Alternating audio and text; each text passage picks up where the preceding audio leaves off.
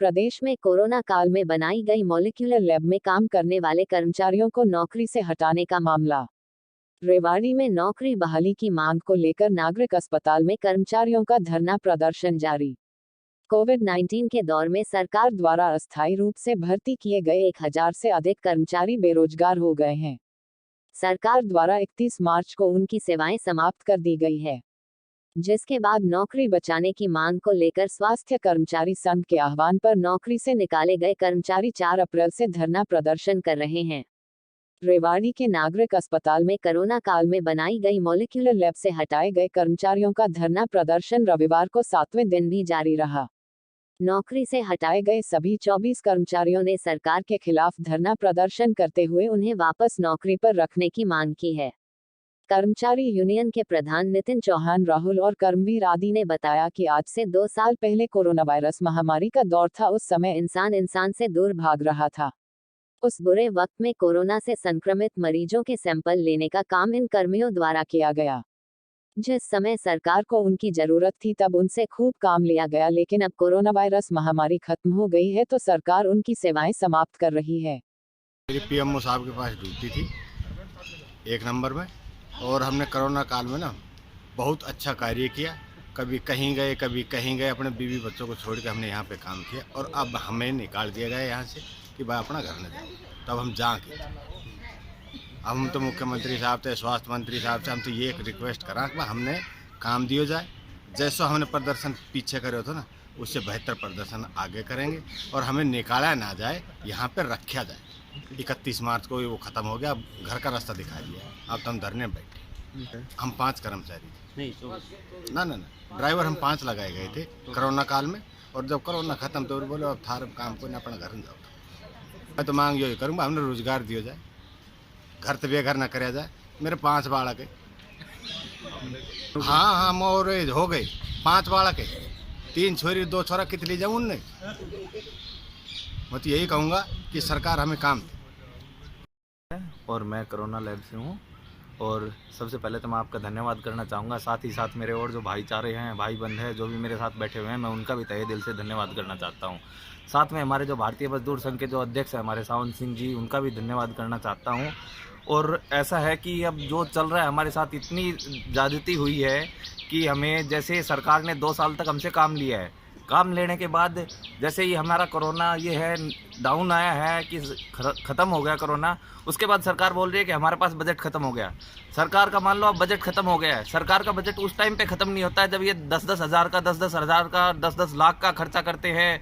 साथ में ये जाते हैं कहीं प्राइवेट जेट से जाते हैं। प्राइवेट जेट से जाने के बाद इनके जो बॉडीगार्ड होते हैं वो इनके सालाना जो 1-1 अरब रुपए इतनी सैलरी ले लेते हैं। और हम जब इतने हमें 30-30 हज़ार रुपये, 35-35 हज़ार रुपये देने में इन्हें दिक्कत आ रही है।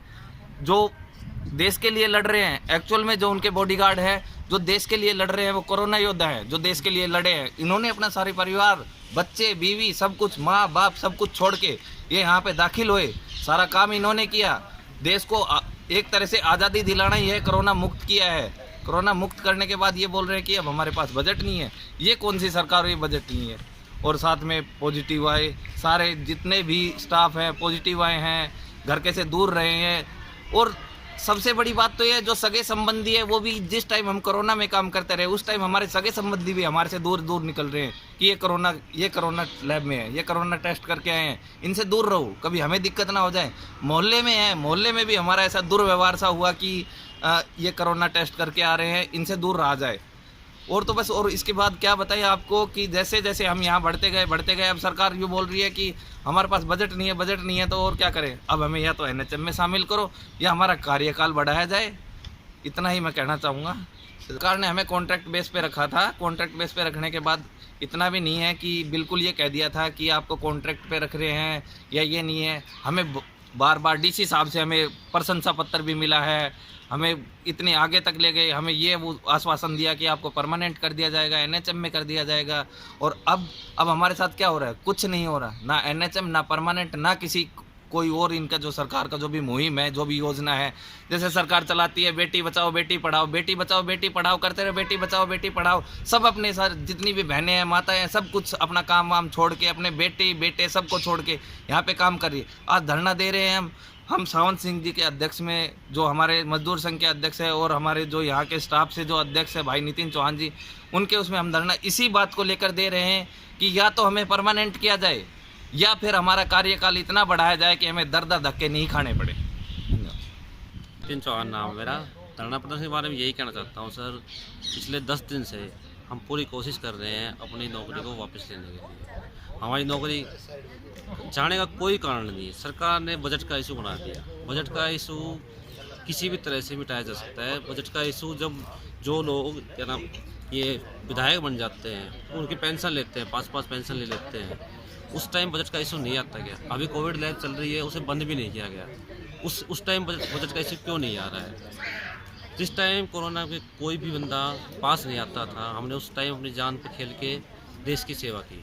सारी PHC CHC सभी खाली पड़ी हैं, उनमें भी वैकेंट पोस्ट है। अगर वहाँ भी लगा दिया जाए तो वहाँ भी जन सेवा होगी। सारे डिस्ट्रिक्ट सेंटर है, सब सेंटर है, वहाँ भी वैकेंसीज खाली पड़ी है। कल हमारे लैब के अधिकारी ने हमें बताया था कि 80% वैकेंसी खाली हुई है, जिन पदों पर कोई भी बंदा काम नहीं कर रहा है। अगर हमें 2200 को भी उस पर ऐड किया जाए, उसके बाद भी 50% से ज़्यादा वैकेंसी खाली रह जाती है। अगर हमें भर्ती कर दी जाएगा तो टाइम टू टाइम लोगों को सपोर्ट मिल जाएगी, टाइम टाइम उनका देखभाल हो जाएगी। ऐसा हो जाएगा तो जनसेवा भी हो गया, कुछ हमारा भी होगा उससे। तो हम सरकार से यही चाहते हैं कि कम से कम हमें और किसी माध्यम से एडजस्ट किया जाए और NSM स्कीम के तहत हमें अपनी नौकरी की सुरक्षा प्रदान की जाए। सर फिलहाल हमारे धरने को 1 तारीख से चालू है, 10 दिन हो गए हैं और आगे की स्ट्रेटजी ये है कि हम भारतीय मजदूर संघ के साथ हैं। भारतीय मजदूर संघ सरकार से बात करने की कोशिश कर रहा है। जैसा उनका निर्णय आता है उसके बाद हम आगे बताएंगे। बाकी फ़िलहाल हम अपनी नौकरी लेने के लिए सरकार की ईंट से ईंट बजाने के लिए समर्थ हैं।